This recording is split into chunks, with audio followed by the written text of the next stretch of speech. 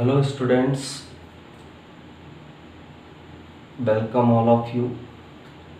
आज हम 10th class में चैप्टर नंबर 2 ह्यूमन सिस्टम्स या मानव के तंत्र की स्टडी करेंगे। यानी हमारा जो शरीर है, मनुष्य का जो शरीर है, उसके अंदर अनेक टाइप के सिस्टम्स पाए जा रहे हैं, जैसे digestive system, respiratory system, blood circulatory system पाया जा रहा है, एक्सक्रीटरी सिस्टम पाया जा रहा है। उन सिस्टम्स की स्ट्रक्चर के बारे में हमें इस चैप्टर के अंदर पढ़ना है।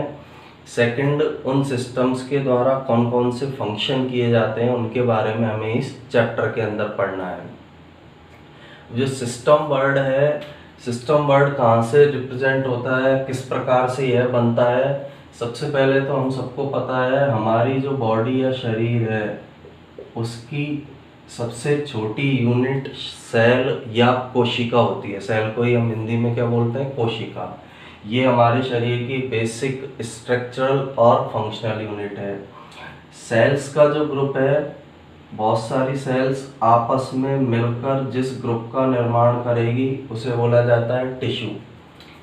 टिश्यूज आपस में मिलकर बनाते हैं ऑर्गन।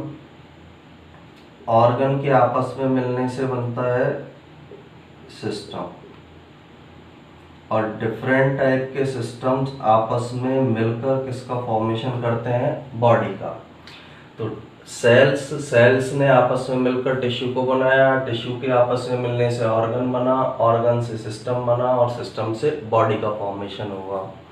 अब सेल जो है उसका फॉर्मेशन भी डिफरेंट टाइप के एटम्स,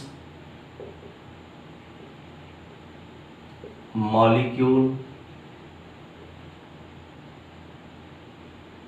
एंड कंपाउंड से होता है। डिफरेंट टाइप के एटम्स, मॉलिक्यूल्स और कंपाउंड्स मिलकर सेल का फॉर्मेशन करते हैं। ये सभी आपस में मिलते हैं, इनसे सेल बनेगी, सेल से टिश्यू बनेगा, टिश्यू से ऑर्गन, ऑर्गन से सिस्टम और सिस्टम से बॉडी। सेल की यदि हम डेफिनेशन बोलें, बेसिक स्ट्रक्चरल और फंक्शनल यूनिट सेल होती है। हमारे शरीर की संरचनात्मक और क्रियात्मक इकाई कोशिका होती है। तो ये जो सेल है, स्ट्रक्चरल एंड फंक्शनल यूनिट है। यानी इसे शरीर की संरचनात्मक और क्रियात्मक इकाई बोला जाता है। क्यों बोला गया है स्ट्रक्चरल यूनिट? इसे इसलिए बोला जाता है क्योंकि हमारे शरीर के अंदर जो विभिन्न प्रकार के सिस्टम्स बने हैं उनको बनाने में ये रोल प्ले कर रही है, इसलिए इसे स्ट्रक्चरल यूनिट बोला जाता है। सेकंड, फंक्शनल यूनिट इसे इसलिए बोला जाता है क्योंकि जो भी बेसिक प्रोसेसेस हैं, वो बेसिक क्रियाएं, हमारी लाइफ प्रोसेसेस को चलाने के लिए जो बेसिक क्रियाएं हैं वो सेल के अंदर संपन्न होती है, इसलिए इसे स्ट्रक्चरल एंड फंक्शनल यूनिट बोला जाता है। टिश्यू क्या होते हैं? Groups of cells, groups of cells. अनेक प्रकार की कोशिकाएं आपस में मिल जाती है, इनके आपस में मिलने से टिश्यू का या ऊतक का फॉर्मेशन होता है। Organ, groups of tissues, different type के टिश्यू जो आपस में मिलेंगे तो उनके मिलने से ऑर्गन का फॉर्मेशन होगा। सिस्टम,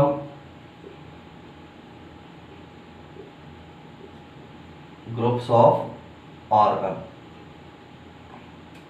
और सिस्टम जो है वो सब आपस में मिलकर किसका निर्माण कर देते हैं, बॉडी का। तो इसे हम बोल सकते हैं ग्रुप्स ऑफ सिस्टम।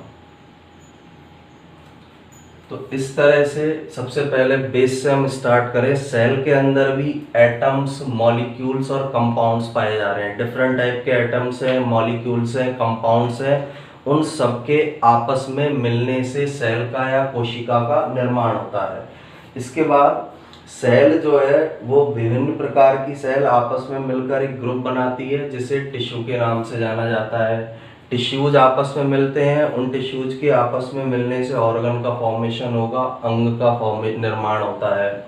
ऑर्गन के आपस में मिलने से सिस्टम या तंत्र बनता है, और डिफरेंट टाइप के सिस्टम्स के मिलने से बॉडी का फॉर्मेशन होता है। और हमें इस चैप्टर के अंदर ह्यूमन में पाए जाने वाले डिफरेंट सिस्टम्स का अध्ययन करना है। डिफरेंट सिस्टम कौन कौन से हो सकते हैं, जैसे एक एग्जांपल है डाइजेस्टिव सिस्टम है, सेकंड जो एग्जांपल है एक्सिटरी सिस्टम है, थर्ड जो एग्जांपल इसका है हमारे शरीर के अंदर पाया जाने वाला ब्लड सर्कुलेटरी सिस्टम है। तो ये डिफरेंट टाइप के सिस्टम्स आपस में मिलेंगे, इनके आपस में मिलने से हमारी बॉडी या शरीर का निर्माण होगा। और ये डिफरेंट टाइप के सिस्टम्स आपस में इंटरेक्ट करके कोऑर्डिनेट करके बॉडी के अंदर डिफरेंट प्रोसेसेस या प्रक्रियाओं को संपन्न कराते हैं। बेसिक स्ट्रक्चरल और फंक्शनल यूनिट हमारे शरीर की सेल है।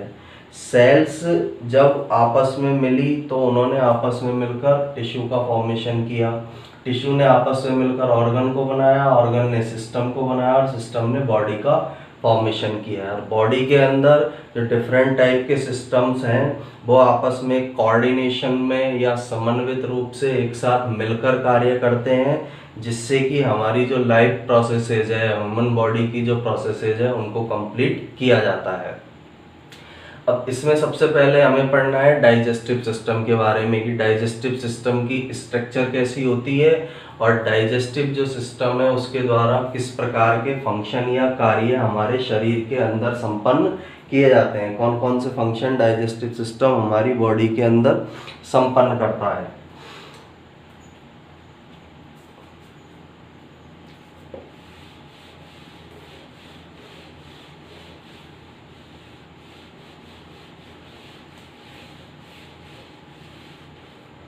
तो हमारा जो फर्स्ट सिस्टम जिसके बारे में हमें स्टडी करना है वो है डाइजेस्टिव सिस्टम।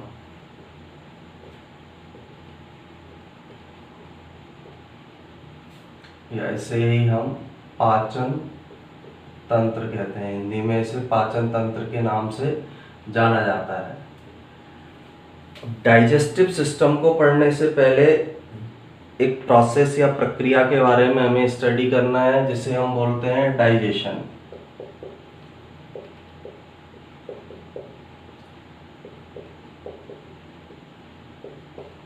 यानी डाइजेशन क्या होता है, डाइजेशन इसलिए पढ़ना है क्योंकि डाइजेस्टिव सिस्टम में डाइजेशन की प्रोसेस को कंप्लीट किया जाता है।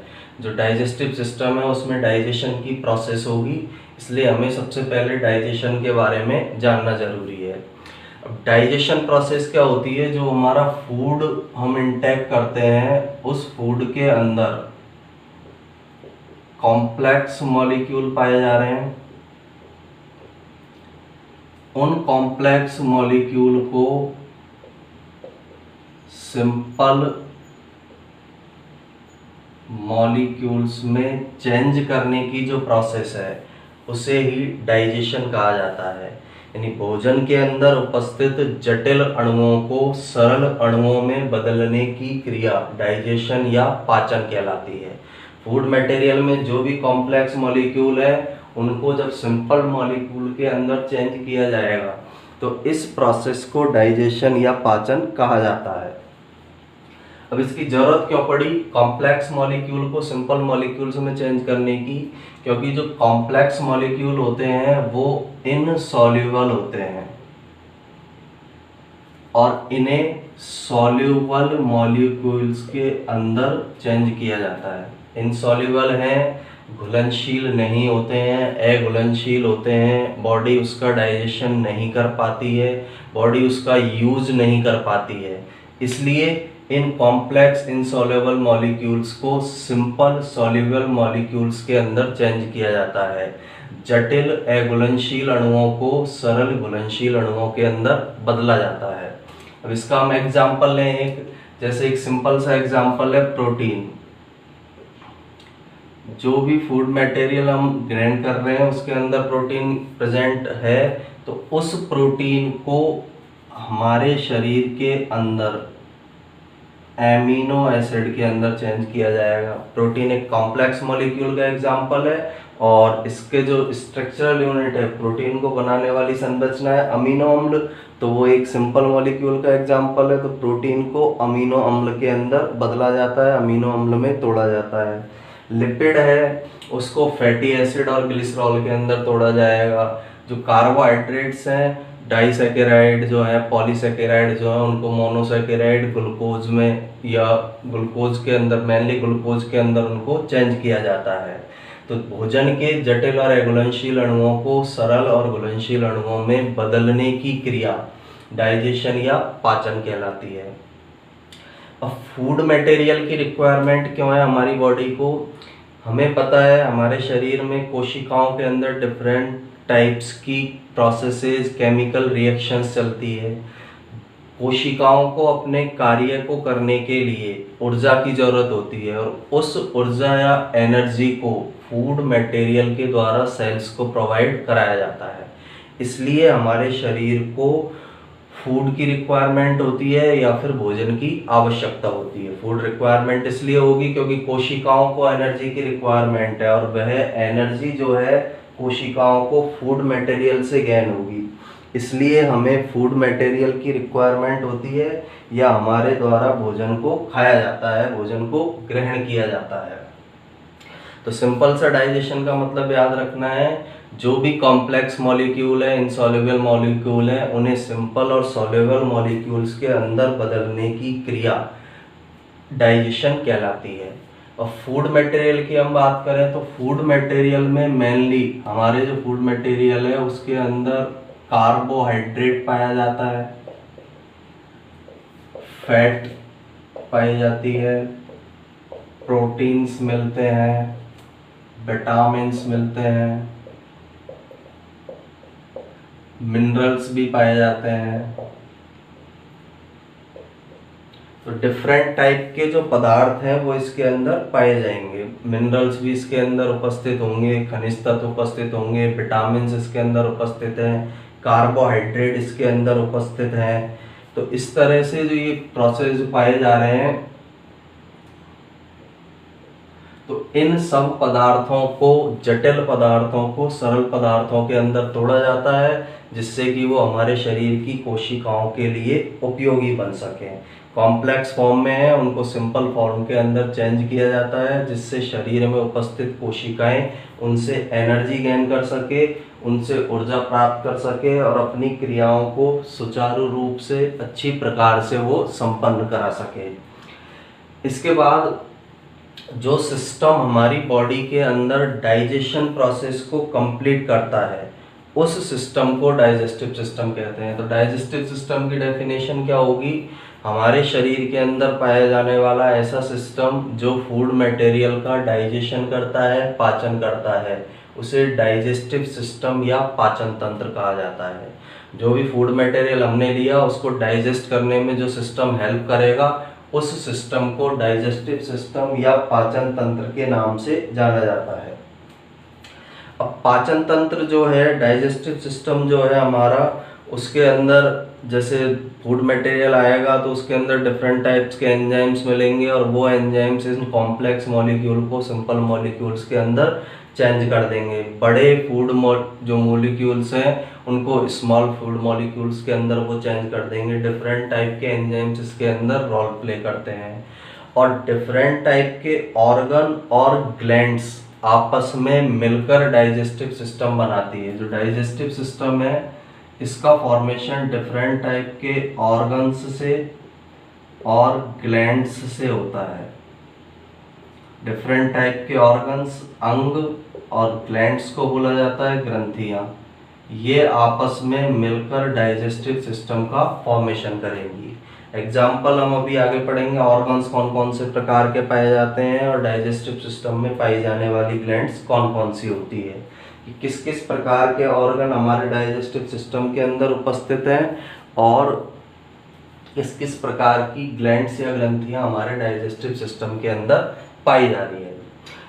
अब इन ऑर्गन्स को पढ़ने से पहले हम एक रफ डायग्राम से समझते हैं कि डाइजेस्टिव सिस्टम एक्चुअल में होता क्या है। हम एक सिंपल रफ डायग्राम यदि बनाए हमारे डाइजेस्टिव सिस्टम का,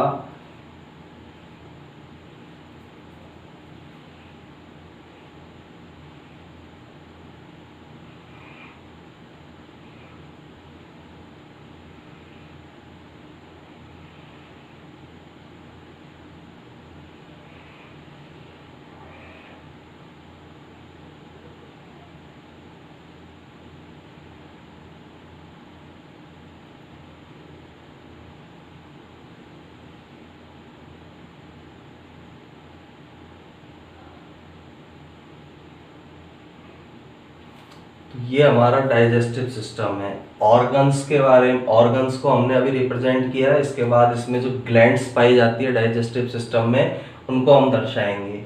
सबसे पहला जो ऑर्गन मिलेगा हमारे डाइजेस्टिव सिस्टम में, उस ऑर्गन को बोला जाता है माउथ। ये वाला जो पार्ट दिखाई दे रहा है,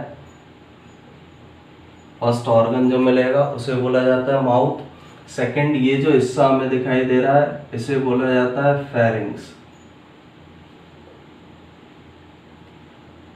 यानी मुंह से नीचे एक नली जो पाई जा रही है उसे बोला जाएगा फेरिंग्स के नाम से उसे जाना जाता है। थर्ड होता है ईसोफेगस, ये वाला जो पार्ट है।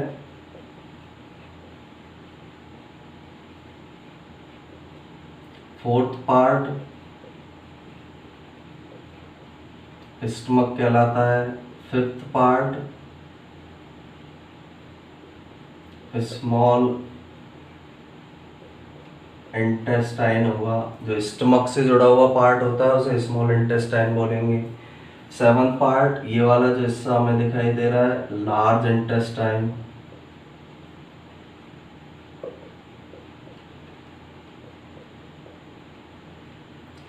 लास्ट जो पार्ट दिखाई दे रहा है, लास्ट जो हिस्सा हमारे शरीर का इसके अंदर होता है, लास्ट ऑर्गन जो मिलेगा उसे बोला जाता है रेक्टम। तो ये डिफरेंट टाइप के ऑर्गन्स हैं जो डाइजेस्टिव सिस्टम के अंदर पाए जाते हैं। डाइजेस्टिव सिस्टम में पाए जाने वाले ये डिफरेंट टाइप के ऑर्गन्स हैं या अंग हैं। इन सभी से मिलकर जो स्ट्रक्चर बनाई जाती है उस स्ट्रक्चर को एलिमेंट्री कैनाल कहते हैं। ये सब ऑर्गन्स आपस में मिलकर जिस स्ट्रक्चर का निर्माण करेंगे उसे एलिमेंट्री कैनाल या आहार नाल कहा जाता है। यानी mouth, pharynx, oesophagus, stomach, small intestine, large intestine, rectum, ये सभी ऑर्गन मिलकर एलिमेंट्री कैनाल का फॉर्मेशन करते हैं, एलिमेंट्री कैनाल को बनाते हैं। इसके अलावा डाइजेस्टिव सिस्टम में 3 प्रमुख प्रकार की ग्लैंड्स पाई जाती हैं। डाइजेस्टिव ग्लैंड्स इसके अंदर उपस्थित होगी। फर्स्ट टाइप की जो डाइजेस्टिव ग्लैंड्स होती है माउथ के अंदर प्रेजेंट होती है, और माउथ में जो डाइजेस्टिव ग्लैंड्स पाई जाएंगी उन डाइजेस्टिव ग्लैंड्स को सैलाइवरी ग्लैंड्स कहा जाता है। फर्स्ट टाइप की ग्लैंड है जो माउथ के अंदर मिलेगी, इन्हें सैलाइवरी ग्लैंड्स के नाम से जाना जाता है। सेकंड जो ग्लैंड होती है उसे लीवर कहा जाता है। सेकंड जो ग्लैंड डाइजेस्टिव ग्लैंड्स पाई जाती है उसे लीवर कहते हैं। लीवर, ये जैसे पार्ट हमने बनाया, ये वाला जो स्ट्रक्चर है ये लीवर कहलाएगा, इसे हम लीवर कहते हैं। और थर्ड टाइप की जो डाइजेस्टिव ग्लैंड्स पाई जाती है उसे पैनक्रियाज कहा जाता है। थर्ड टाइप की डाइजेस्टिव ग्लैंड्स है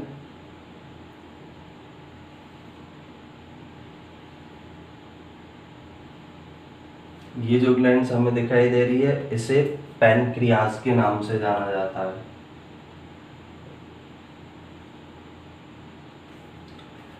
तो ये डिफरेंट टाइप के ऑर्गन्स और 3 तरह की glands, first salivary gland, second liver और थर्ड पैनक्रियाज, ये सभी आपस में मिलकर हमारे डाइजेस्टिव सिस्टम का फॉर्मेशन करते हैं। हमारे पाचन तंत्र का निर्माण इन सभी स्ट्रक्चर या संरचनाओं के द्वारा किया जाता है। ये सभी स्ट्रक्चर आपस में मिलेगी और इनके द्वारा हमारे डाइजेस्टिव सिस्टम का या पाचन तंत्र का निर्माण किया जाता है। ऑर्गन्स जो होते हैं वो सब आपस में मिलकर एलिमेंट्री कैनाल बनाएंगे। एलिमेंट्री कैनाल और ग्लैंड्स आपस में मिलकर डाइजेस्टिव सिस्टम का फॉर्मेशन करेगी। अब एलिमेंट्री कैनाल की हम बात करें, एक लंबी पाइप के समान संरचना है जो जगह जगह पर विभिन्न कार्यों को करने के लिए मॉडिफाइड हो चुकी है। यानी एक लंबी नली है, यदि इसको खोलकर लंबा कर दिया जाए तो एक लंबी नली के समान ये दिखाई देगी, जिसमें अलग अलग कार्य संपन्न करने हैं, इसलिए इनमें मॉडिफिकेशन हुआ है इस ट्यूब में, और इस ट्यूब के मॉडिफिकेशन से डिफरेंट टाइप के ऑर्गन्स बनते हैं। ऑल दीज ऑर्गन्स टुगेदर मिलेंगे, एलिमेंट्री कैनाल बनाएंगे। तो इन सब के बारे में, सब स्ट्रक्चर्स के बारे में हमें इसके अंदर स्टडी करना है कि माउथ के अंदर क्या कैरेक्टरिस्टिक्स है, फेरिंग्स के क्या है, ईसोफेगस के कौन से कैरेक्टरिस्टिक्स पाए जाते हैं। एलिमेंट्री कैनाल जो हमने ये बनाई है पूरी एलिमेंट्री कैनाल है, और ये 3 डाइजेस्टिव ग्लैंड है, सैलाइवरी ग्लैंड, लीवर और पैनक्रियाज। एलिमेंट्री कैनाल जो है माउथ से स्टार्ट होती है और रेक्टम वाले भाग के अंदर ये एंड होती है। एनस भी भाग इसको बोल सकते हैं हम, रेक्टम का ही दूसरा नाम एनस होता है। एनस वाले भाग में ये कंप्लीट होगी। इसकी जो लेंथ है लगभग 8 to 10 मीटर्स होती है। एलिमेंट्री कैनाल की जो लेंथ है वह 8 to 10 मीटर होगी। यह 8 से 10 मीटर लंबी होती है। और एलिमेंट्री कैनाल को ही दूसरे नाम से भी जाना जाता है, डाइजेस्टिव कैनाल। एलिमेंट्री कैनाल का ही अदर नेम क्या होता है, डाइजेस्टिव कैनाल भी इसे बोला जाता है। तो इस सिस्टम के बारे में हमें स्टडी करना है, जिसमें डिफरेंट टाइप्स के ऑर्गन्स पाए जा रहे हैं, जिसमें डिफरेंट टाइप्स की ग्लैंड्स प्रेजेंट है। इस सिस्टम के बारे में हमें पहले स्टडी करना है, उसके बाद नेक्स्ट सिस्टम को हमें स्टडी करना है। तो डाइजेस्टिव सिस्टम के डिफरेंट भाग हमारे जो हमने पार्ट्स पढ़े, माउथ मुख के नाम से इसे जाना जाता है, मुंह से बोला जाता है। फेरिंग्स ग्रसनी कहा जाता है।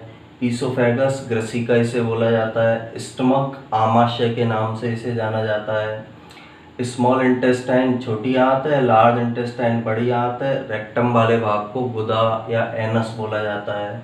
सैलाइवरी ग्लैंड्स लार ग्रंथियां कहलाएंगी। लीवर यकृत कहलाता है। पैनक्रियाज को हम अग्नाशय कहते हैं। इन सब से मिलकर हमारे डाइजेस्टिव सिस्टम का फॉर्मेशन होगा। इसके बाद जो एलिमेंट्री कैनाल है उसके द्वारा बेसिकली 3 प्रमुख फंक्शंस को कंप्लीट किया जाता है। यानी एलिमेंट्री कैनाल जो है उसके द्वारा हमारे शरीर में 3 प्रमुख कार्यों को संपन्न किया जाता है। तो पहला फंक्शन जो है एलिमेंट्री कैनाल का, यह फूड को सिंपल करने के बाद सिंप्लीफिकेशन करती है फूड का और उसका डाइजेशन करती है। तो फर्स्ट फंक्शन इसका होगा digestion of food after its simplification. First function है digestion of food after it's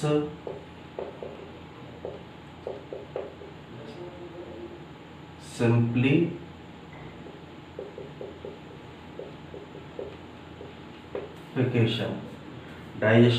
digestion of food after its simplification, यानी फूड मटेरियल का डाइजेशन किया जाएगा सिंप्लीफिकेशन उसका करने के। First function digestion of food after its simplification, जो भी फूड के कॉम्प्लेक्स मॉलिक्यूल है उनको सिंपल मॉलिक्यूल में बदलकर उनका पाचन किया जाता है। Second, absorption of digested food, absorption of digested food, जिस भी फूड मटेरियल का डाइजेशन किया गया है उसका एब्जॉर्प्शन भी एलिमेंट्री कैनाल के डिफरेंट पार्ट्स के द्वारा किया जाता है। जो भी डाइजेस्टेड फूड हुआ है उसको अवशोषित करने का कार्य एलिमेंट्री कैनाल करती है। थर्ड, मूवमेंट जो होता है फूड मटेरियल का माउथ से लेकर जो एनस तक जो भी मूवमेंट पाया जाएगा उसको भी एलिमेंट्री कैनाल के द्वारा संपन्न किया जाता है। तो थर्ड इसका फंक्शन है movement of food from mouth to anus, यानी इस वाले पार्ट से यहाँ तक जो भी फूड मटेरियल का मूवमेंट होगा उसको कंप्लीट करने का काम डाइजेस्टिव ग्लैंड्स के, उसको कंप्लीट करने का काम एलिमेंट्री कैनाल के द्वारा किया जाता है। तो 3 मेन जो फंक्शंस है एलिमेंट्री कैनाल के, इन फंक्शंस को एलिमेंट्री कैनाल के द्वारा संपन्न किया जाएगा।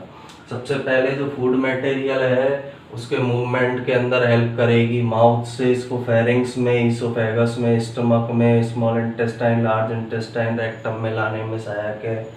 फूड का डाइजेशन करती है उसको सिंपल करने के बाद, और डाइजेस्टेड फूड का इसके द्वारा एब्जॉर्प्शन या अब्सॉर्प्शन किया जाता है। इसके बाद जो एलिमेंट्री कैनाल पाई जा रही है उसमें डाइजेशन की process liver, salivary gland, pancreas, इनके द्वारा कुछ डाइजेस्टिव एंजाइम सीक्रेट किए जाते हैं, पाचक एंजाइम स्रावित किए जाते हैं, उनके द्वारा डाइजेशन की प्रोसेस होती है। पाचन एंजाइम जो है वो डाइजेस्टिव एंजाइम जो है भोजन को पचाने में सहायक होते हैं। ये जो पाचक एंजाइम है कॉम्प्लेक्स फूड मॉलिक्यूल को सिंपल फूड मॉलिक्यूल के अंदर चेंज करते हैं। जो भी जटिल अणु हैं उनको सरल अणुओं के अंदर इन पाचक एंजाइमों के द्वारा डाइजेस्ट किया जाता है। इसके बाद जो न्यूट्रिएंट्स है उनको एलिमेंट्री कैनाल, जो भी जैसे फूड मटेरियल का डाइजेशन हो गया, उनसे जो न्यूट्रिएंट्स मिले हैं उन न्यूट्रिएंट्स को एलिमेंट्री कैनाल के डिफरेंट पार्ट्स के द्वारा एब्जॉर्ब किया जाता है। मेन जो इसमें रोल प्ले करता है एब्जॉर्प्शन में वो स्मॉल इंटेस्टाइन है। अधिकांश जो भोजन है वो स्मॉल इंटेस्टाइन के द्वारा एब्जॉर्ब किया जाता है। ज़्यादातर जो फूड मटेरियल है उसको स्मॉल इंटेस्टाइन के द्वारा एब्जॉर्ब किया जाएगा। इसमें वेरियस टाइप की मसल्स पाई जाती है डाइजेस्टिव ग्लैंड पर। इसमें डिफरेंट टाइप की मसल्स प्रेजेंट होंगी जो फूड मटेरियल को मूवमेंट कराने में हेल्प करती है। तो यहाँ तक हमें एलिमेंट्री कैनाल के बारे में पढ़ा है। इसके बाद हम नेक्स्ट जो इसका टॉपिक है उसके बारे में स्टडी करेंगे।